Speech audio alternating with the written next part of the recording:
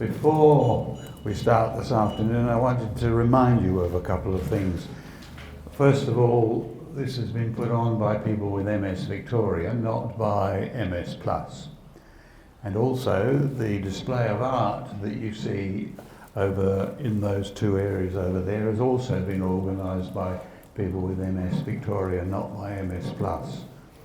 MS Plus made the decision a couple of years ago that it was only going to run art displays online. Now, it's all very well, but I think that's disappointing for the artists and disappointing for the people who want to see it. And so this year we decided to have a go at having an art show here, which will be here for the next month. And Dallas here in the centre has been the driving force behind getting that going, and we hope that it'll become an annual event, and hopefully it'll get a bit bigger, but we're giving it a go. The third speaker this afternoon, Alison Rees behind me, is partner, wife, carer for Roger here in the wheelchair. Roger has MS, like many of us. And one of the things that Roger and Alison have had recently is they've had automation applied in their home. I haven't seen it in detail, but it's things like being able to talk to the curtains and make them lower.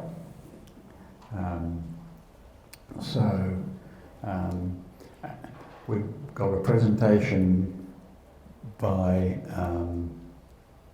HomeAble, which is an organisation which specialises in automating one's home, and Alison is going to introduce it and then take questions afterwards. Thank you.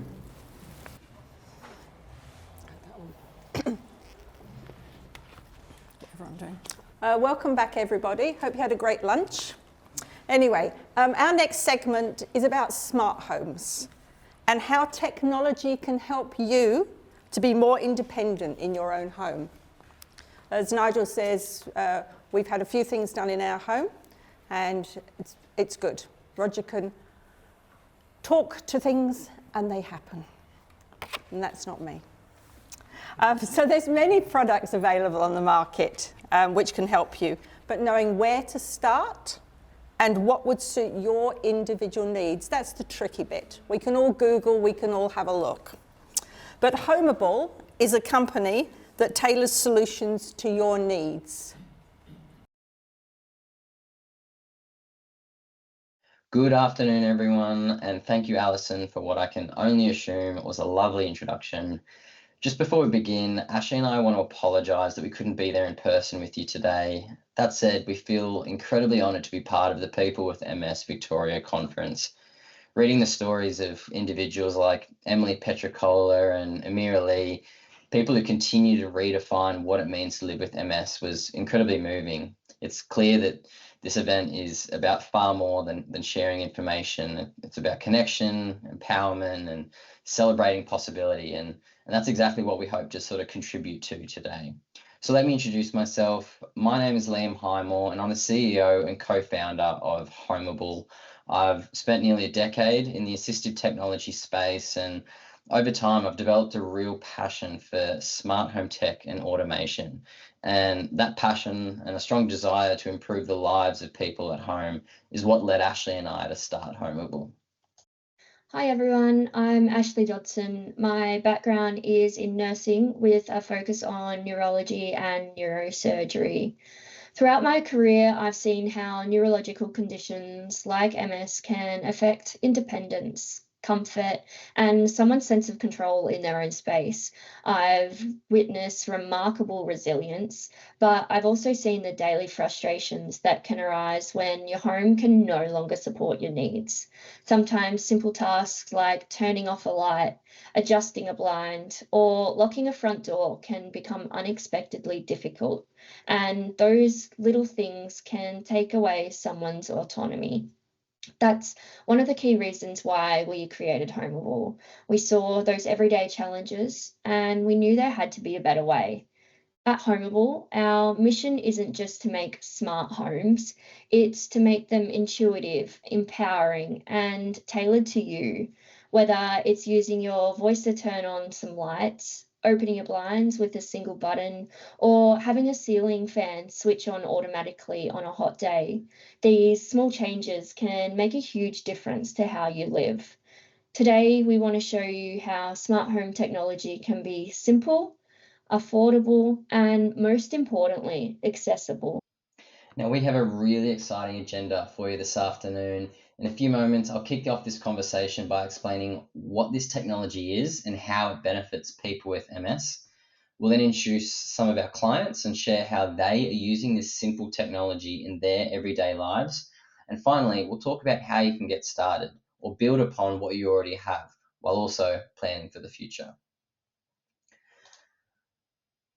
Cool, but let's make a start. And I think a good place to start is what is smart home technology? So let's actually break this down and make what makes a home smart. When we say smart home, you probably imagine a little robot like this one over here who follows you around the house, doing all your chores. And while that kind of thing probably isn't that far away, what we're talking about today is far simpler and far more practical. In our words, a smart home is a space where devices like lights, blinds, fans, locks, or even appliances are connected to each other, and it can be controlled remotely or even automatically. These systems are designed to make life easier and safer. But here's the thing, smart home tech hasn't always lived up to the hype.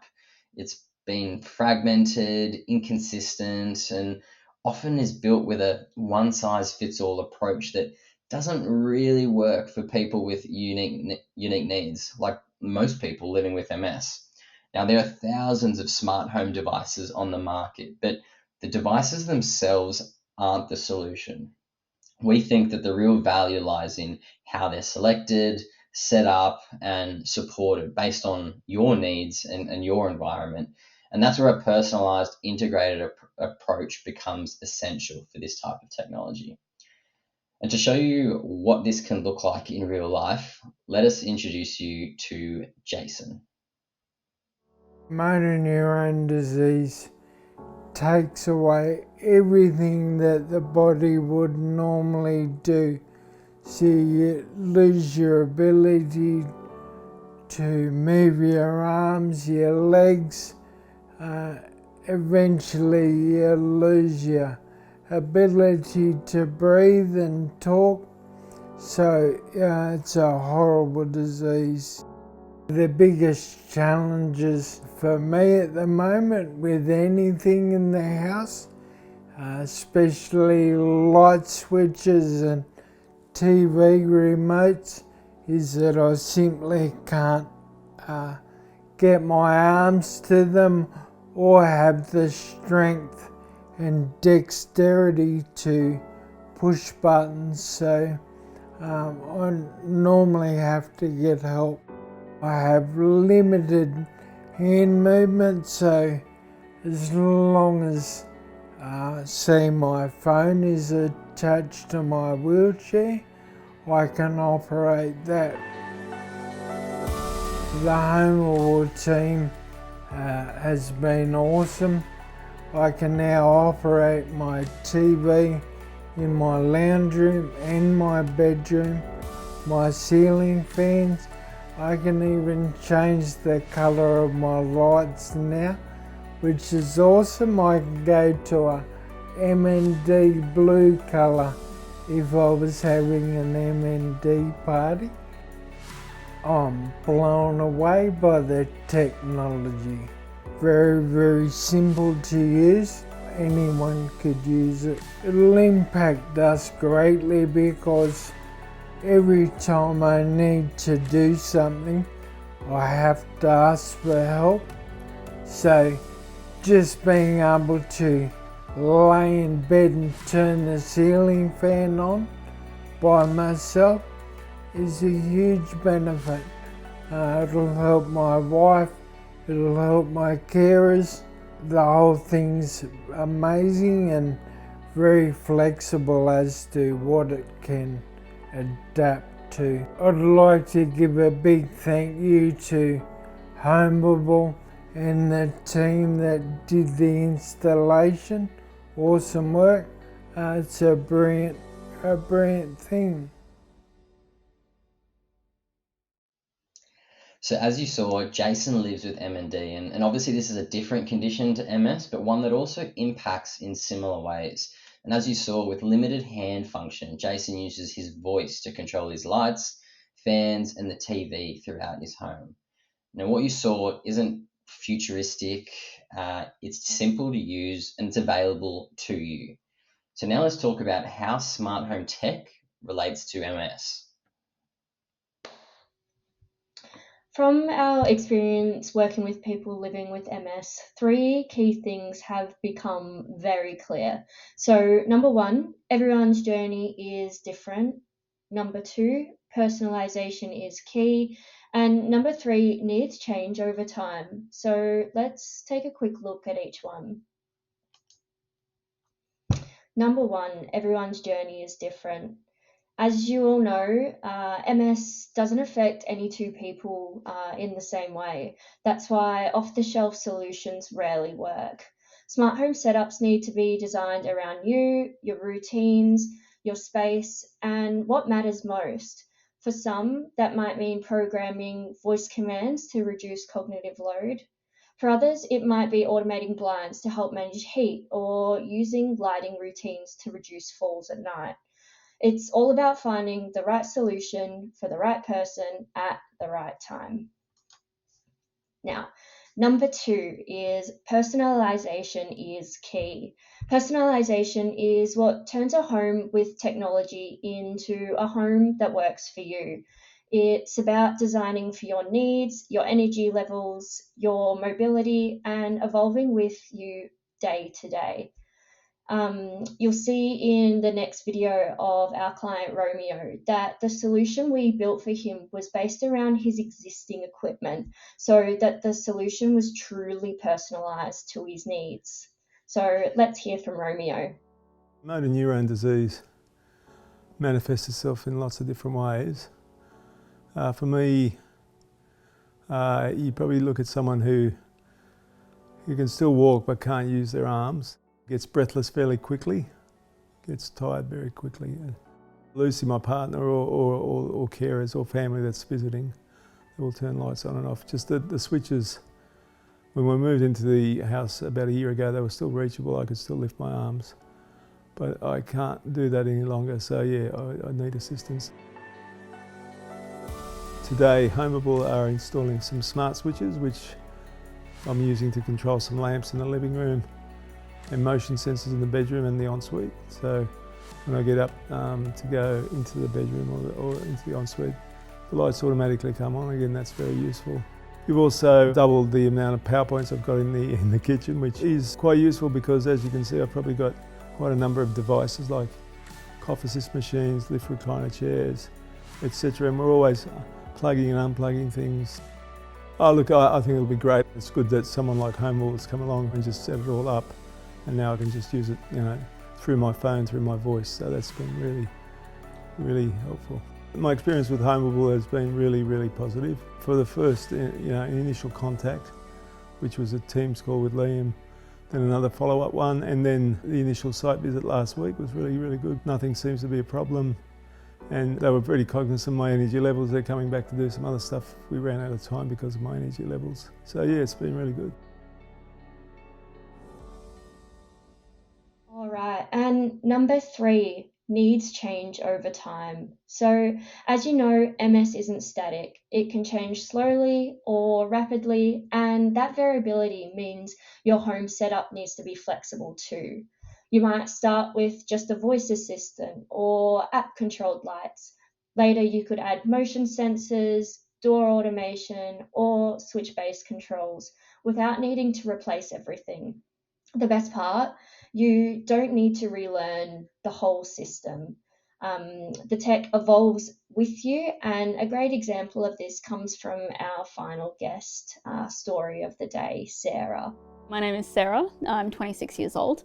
I am a teacher. I've been teaching for 5 years. I have something called Ulrich congenital muscular dystrophy. It's sort of a rare muscle wasting disease.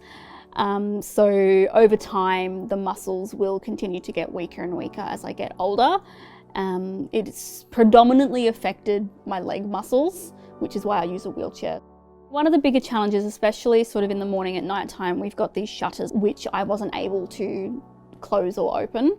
Sometimes you'd be turning on and off lights, you know, if I've done physiotherapy, my arms can become quite weak as well, and I really have to try and conserve where my energy goes so that I'm making sure that I'm not wearing myself out too much. And sometimes if I want to watch TV in bed and the remote's not near me, if Sean's in the other room, I've got to bug him and say, can you get the remote for me? So if I'm able to, you know, be able to sort of independently access every area of my house without needing too much assistance, that's kind of a really big thing.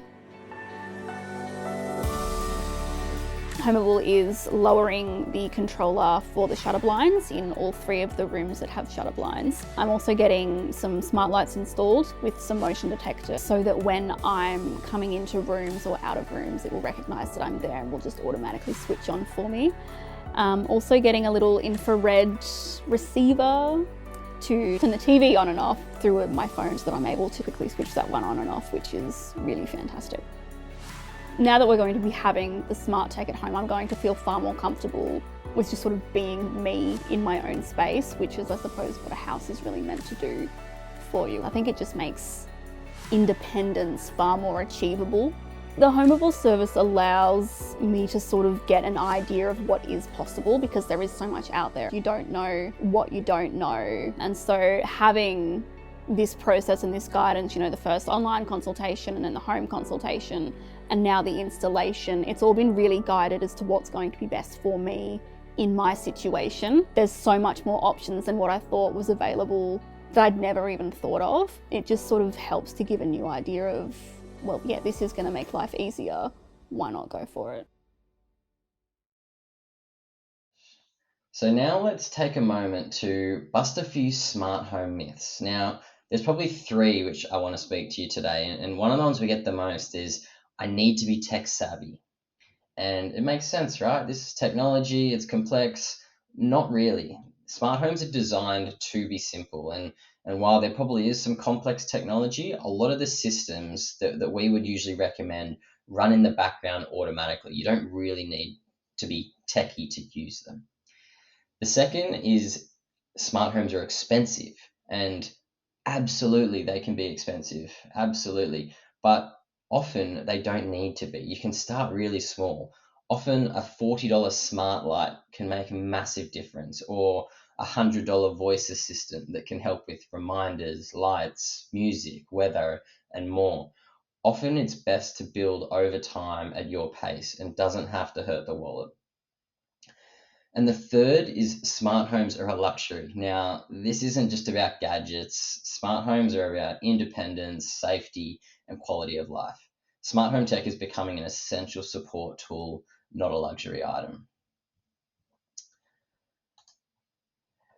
Cool. So, look, if something we shared today sparked an idea, or if one of those custom stories made you think, hey, maybe that could work for me, then the next step is super simple. All you need to do is head over to our table with the tech set up and grab one of our flyers. Now, on that flyer, you'll find everything you need to book in a free in-home assessment. And that's where either Ashleigh or myself will actually come out to your home, have a chat about what's possible, and actually help tailor the right smart home solutions to suit your needs and often your budget. There's no pressure or obligation or anything to proceed. Sometimes it's just useful to have a conversation around what's possible. And all you need to do is either scan that QR code or give us a call using that number on the flyer. We'd love to meet you, hear your story, and actually see how we can sort of help you take back some control at home. Cool. So look, just before we wrap up, I just want to leave you with 3 super quick takeaways. The first is that this technology is for everyone. You might not think so, but no matter what your condition is or how tech savvy you feel, there's always a solution that can make your day-to-day life a little bit easier. The second is it's just not about convenience. We think it's about control and the kind of control that helps you feel confident and independent in your own space. And the third one, and perhaps the most important for people with MS, is this technology can grow with you. It can change over time. As your needs change, your smart home setup can adapt right along with you. And HomeAble and Ashleigh and I will be there to support you along that way. So guys, thank you so much for having us today. We're genuinely really excited about what's possible, and we hope you are too.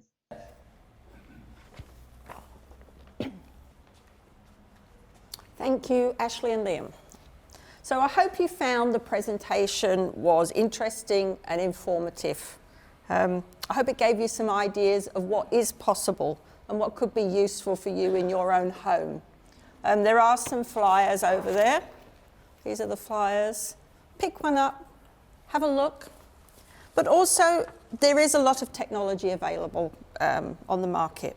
So it's also a good opportunity to take the time to talk to your family and friends, OT, and other health professionals to see, what could be good for you. As I said, there's also some examples there. We first met HomeAble at ATSA probably a couple of years ago, and I just took that opportunity, and what they've done for us has been helpful. And just recently, this week, Luke came back in. Roger was having trouble with those wonderful television controls that have got so many buttons on them. You never know which one to push. So he's set up something so Roger can just say into a little Fire Stick, he can just say 9. And it goes through the whole process, turns the telly on and everything, and the 9 news is up. And so we're going to set up some individual ones just for some special programs that he can just navigate to without having to worry about which channel, which control, and all the rest of it. So as I said, I don't have a personal affiliation with them except that we have used them and have found them useful. But please go out there, have a look at the ideas that are on the market and explore what might work for you. So thank you. Does anybody have any questions?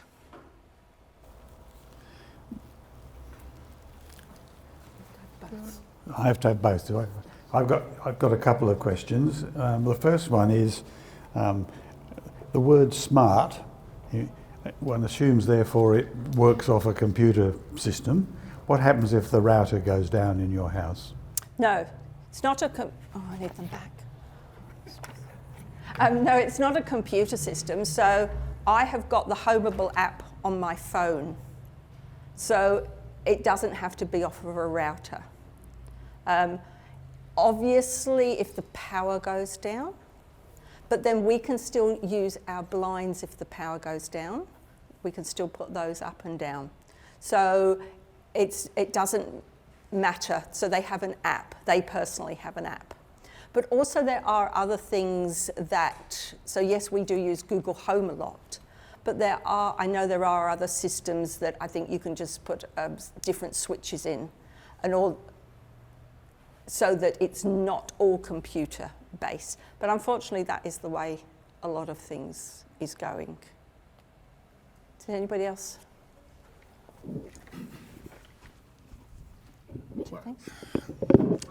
Thank you. Well, the first thing that I would like to say is I don't know this company. It's the first contact that I have with them, but I am running onto those systems nearly every day because I'm working with clients within community. And all those systems, they are very good, nearly all of them. And my understanding of what I saw, and he has convinced me, because what they are offering is to make simple the integration and escalation of those systems. Something that I want to share with you is, I have many calls from clients who they've been looking for different systems that they can have from everywhere, but because they are coming from different avenues, they get nearly all of them stuck when trying to integrate things and make them work. So I think I'm very pleased to see that, because I can see that what they are doing is working on the way that they are integrating everything. Yes. And I will definitely consider those systems for me. Yes. Thank you. So, Thank you from somebody who sees it from another point of view. yes. Yeah. So there's many around with other technologies. Yes, there are. And I said that's the thing. It's the tricky thing is making it work for you and making everything talk to each other. So yeah. Was there any more questions? Being a nuisance, but I had another question, and that is, how much does it depend on your being able to remember your password or something like that to make the system operate? No passwords are necessary, because once it's set up, you're not logging in all the time. So I think you've got a Fire Stick on your TV. Mm. So that's what we have just set up for these one-word voice controls. But Luke took the time to work out how to make it. He went through, he probably spent an hour sitting there working out the commands, a bit like writing a program, so that then Roger can say one word and it works. I don't know I'm not tech savvy, and I don't know the background behind it. But yeah, and there are lots of systems, but I hope you'll have a think about it, talk to your family and see if things like that can work for you. It's about independence and control. Thank you.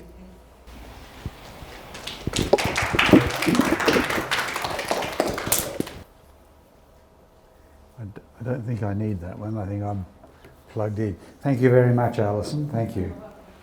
So that brings to an end.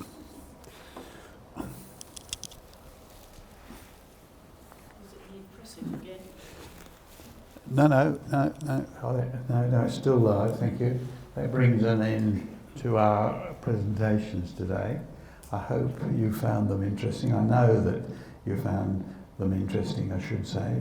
And I'm really grateful to the team, Alison in particular, and Michelle and Harpreet and Martin and Zolt, for all of the work that you've done enabling us to put together today.